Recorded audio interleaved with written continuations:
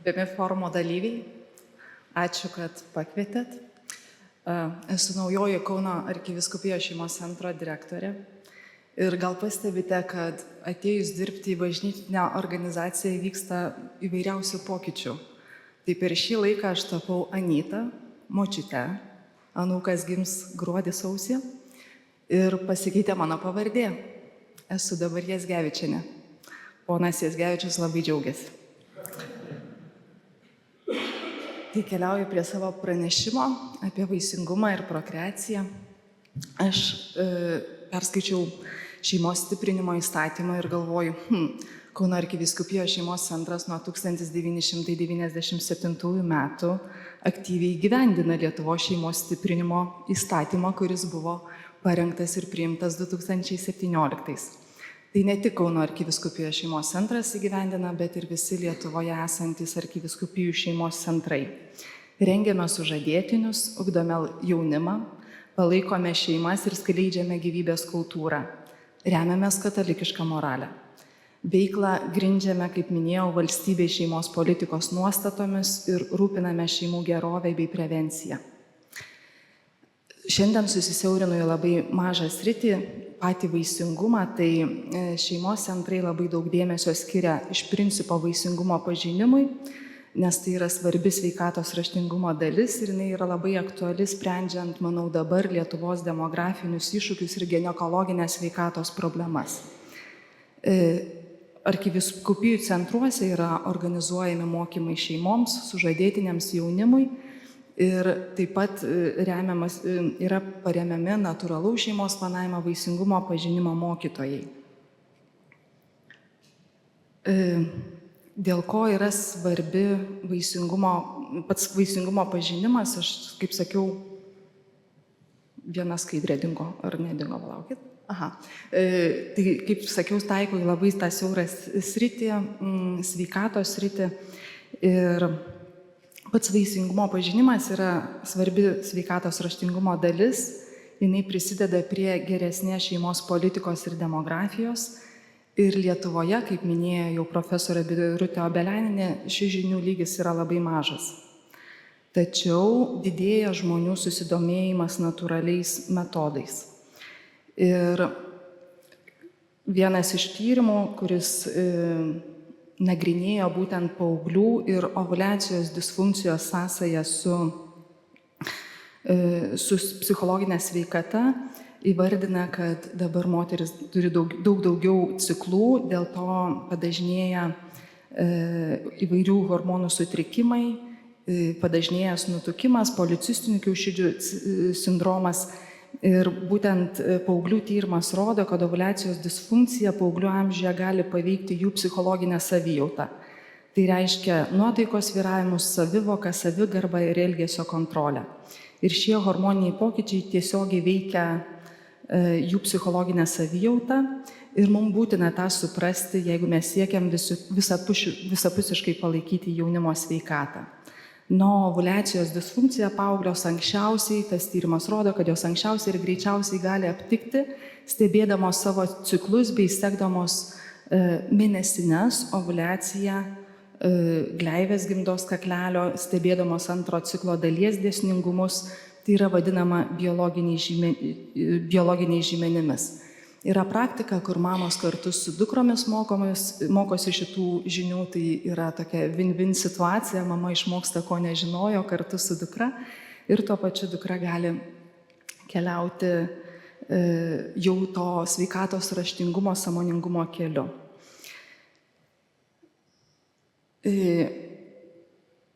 Pagal ES nacionalinės sveikatos ir mitybos apklausos duomenis, moteris merginos tradiciškai dažniau nei vyrai vartoja vaistus ir vaisingo amžiaus moterims yra dažnai skiriami hormoniniai kontraceptikai ir antidepresantai ar vaistai nuo skausmo, kai nėra kalbama, ypatingai kontraceptiniai preparatai, kai nėra kalbama apie šeimos planavimą, bet kalbama apie gydymą. Tai visos šitos vaistų grupės čia išvardintos populiariausios, kurios dažniausiai yra skiriamos moterims. Šitos vaistų grupės gali paveikti hormonų pusiausvyrą, tai yra ovuliacija, pačios gimdos kaklelio gleivės Kitaip tariant, šie medikamentai gali įtakoti vaisingumą ir hormonų pusiausvyrą, o tai žinoma ateityje ir įtakos prokreacijos galimybės.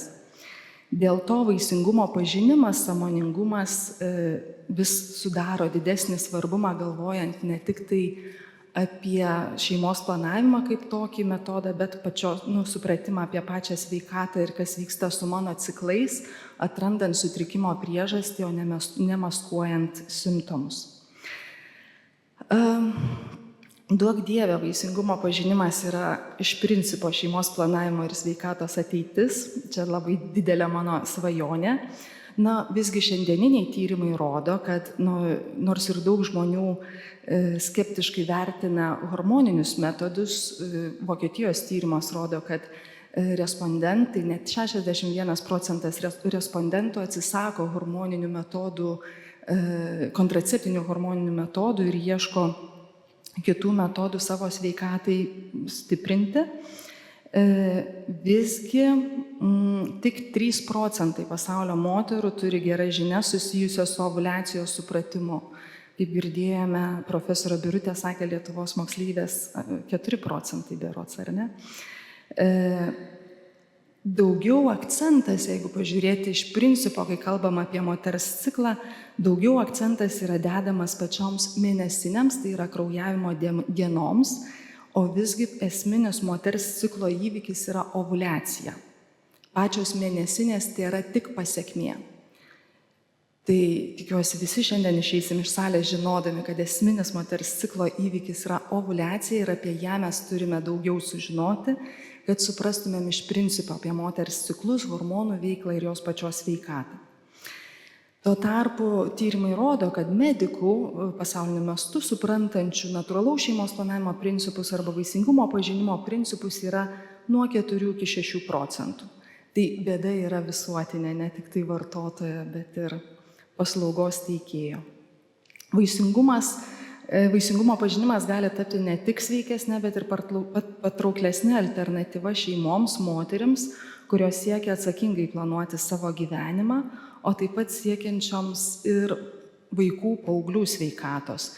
Tai panašu, kaip atsakė, kad turėtų tėvai elgtis į pogrindį, atrasti savo vietą, tai gali būti, kad tas poreikis kils iš apačios, kad pats žmogus norės atitinkamo žvilgsnio į šeimos planavimo metodus ir pačią sveikatą. Truputėlį gerosios patirties už Atlanto. 2008 metais Amerikos vyskupų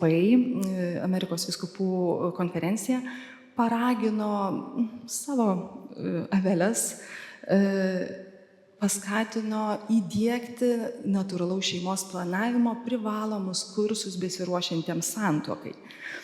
Tai vieno instituto, Vaisingumo mokslo instituto duomenis, kad jie per eilę metų turėjo virš 10 000 respondentų atsakymų, iš jų net 86% privalomai turėjo mokytis natūralų šeimos planavimą, nebūti supažindinti, bet išmokti iš vieną iš pasirinktų metodų. Dalis besimokančių buvo susituokę ir, kaip matote, dalis besimokančių taip pat jiem nebuvo privaloma mokytis. Tai iš tų, kuriem buvo privaloma išmokti vaisingumo pažinimą per brūkšnelį natūralų šeimos planavimą, pabaigę mokymus, net 97% respondentų teigia, kad dabar daug geriau supranta savo vaisingumą. Ir net 78% respondentų teigia, kad rekomenduotų šitą mokymą ir kitiems. Iš to išplaukia aišku, kad apskritai iš principo suprantam labiau tą moralinį mokymą, lytiškumo sampratą, prigimtinius dalykus ir taip toliau. Tai kai žmonės buvo priversti pasimokyti ir suprasti savo vaisingumą, kad galėtų susituokti, pasirodo, tai buvo vaisinga visom prasmėm. Taip pat vaisingumo pažinimas, jisai ne tik suteikia tą žinojimą, kas vyksta su mano hormonais, kokiam aš esu etape, galbūt padeda atpažinti vienokius ar kitokius simptomus, jisai taip pat padeda ir pastoti, norintiem pastoti. Tai natūralus šeimos planavimas gerina ne tik ginekologinę ir vaisingumo sveikatą, bet padeda spręsti ir nevaisingumo problemą, kuri irgi šiame laike labai aktuali. Jeigu pora yra sveika ir jie žino savo vaisingumą ir aktyviai pasinaudoja žiniomis, per metus pastoja 92 procentai sveikų porų. Jeigu pora nežino ir intuityviai, instinktyviai elgesi, 10 procentų mažiau porų pastoja. Jeigu yra vaisingumo problemų, per 8 mėnesius pastoja vien porų, kurios ateina į konsultacijas ir žino, kad mes turime nevaisingumo problemą. Net 38 procentai porų tiesiog suprasdamos savo vaisingumą pastoja, tuo tarpu be natūralaus šeimos planavimo pastojimo tikimybė 8 mėnesių laike yra mažesnė, kai yra vaisingumo problemų. Iš paties vaisingumo pažinimo principo, natūralaus šeimos planavimo principo kyla medicina, kuri dabar apsivienijusi ir pristato save kaip Restorative Reproductive Medicine, tai prokreacinę sveikatą atkuriančioji medicina ar vaisingumą atkuriančioji medicina, kurios žvilgsnis į moters sveikatą, poros vaisingumą visą laiką prasideda nuo to, kad mes turime matyti jūsų vaisingumo lenteles.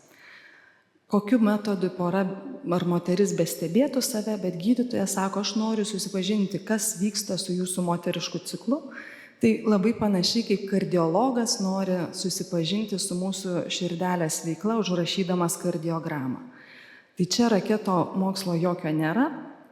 Ir skirtumas nuo galbūt dabar viešajam forume aktyviai peršamo pagalbinio apvaisinimo pasirinkimo ar nevaisingumo atvejais, tai principas į pačią ligą nevaisingumą yra skirtingas.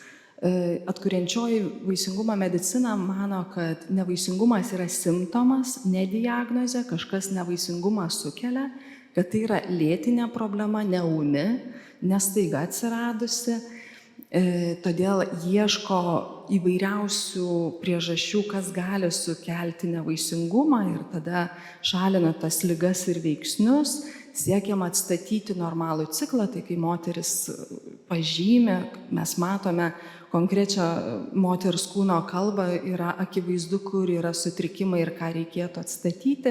Ir tikslas iš principo sveika mama, sveikas tėtis ir sveikas naujagimis. Tuo tarpu kitas požiūris mato, kad ūmi situacija mes turime spręsti greitai, šalinami tie veiksniai, kurie tiesiogiai gali maišyti pagalbiniam apvaisinimui. Ir tikslas yra kuo labiau padidinti pastojimo galimybę to konkretaus ciklo metu, ne plačioji perspektyvoje. Ir aišku, tikslas yra, kad būtų pastojimas ir gimdymas einamajame cikle. Jeigu pasižiūrėti, čia irgi nesena studija, 2019 metų airiai palygino vaisingumą atkuriančiosios medicinos ir pagalbinio apvaisinimo tikimybės, sėkmės atvejus, efektyvumą. Kaip matote, bet kurioje amžiaus grupėje įsigilinimas į nevaisingumo problemą suteikia daug didesnį skaičių gyvų gimdymų, negu kad taikant pagalbinio apvaisinimo principus. Taip pat vaisingumo atkuriančiosios medicinos efektyvumas yra ne tik tai, kad nevaisingumo situacijoje efektyviai yra gydomi ir pasikartojantis persleidimai, priešmenstruacinis sindromas. Čia visada poroje džiaugiasi vyras, kai moteris įveikia šitą reikalą. Pogimdyvinė depresija, endometriozė, policistinės kiaušidės ir taip toliau. Tai įsigilinimas į problemą, aišku, ir duoda tuos rezultatus. Iš tų gražių, gerųjų patirčių, tai bendradarbiaujant kartu su ir kitais Lietuvos vyskupijos šeimos centrais yra išversta aplikacija FEM, Fertility Education Medical Management, vaisingumo pažinimas ir medicininė priežiūra, kuri yra visiškai nemokama, lietuvių kalba, be jokių reklamų, su aukštais saugumo standartais, tam, kad kiekviena Lietuvos moteris, mergina, mergaitė, šita programėlė tinkama ir paauglėms, organizacija labai ypatingai kreipia dėmesį į žmogaus orumo sampratą krikščioniškos antropologijos žvilgsniu. Tai tikslas, kad kiekviena mergina, moteris turėtų galimybę pažinti savo vaisingumą, sudaryti visas sąlygas. Jeigu nėra galimybė, ne tai, kad nėra galimybės, bet jeigu mamai, dukrai, ar jom kartu, ar kažkuriai atskirai, ar porai yra sudėtinga skaityti informaciją, gal kažko nesupranta, pasimeta, yra mokytojų Lietuvoje, Vosaitytė va dar senoji, taip pat turime gydytojų, Akvilė Asmantienė, kuri skaito lenteles, taiko gydymą ir taiko vaisingumą atkuriančiosios medicinos principus. Kaip tik šiandien Amerikoje prasideda dar vienas kursas, jį baigus turėsime dar vieną gydytoją endokrinologę. Tai svajonė yra, kad plėstųsi tiek mokytojų, tiek gydytojų ratas.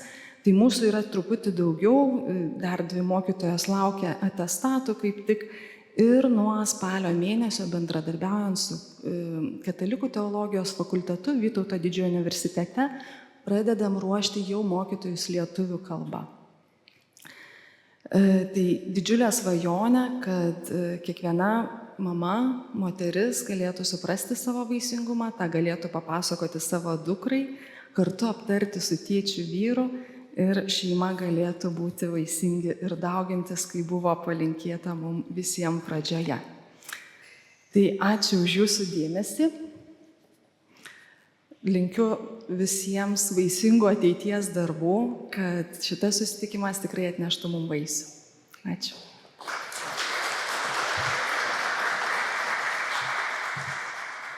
Ačiū.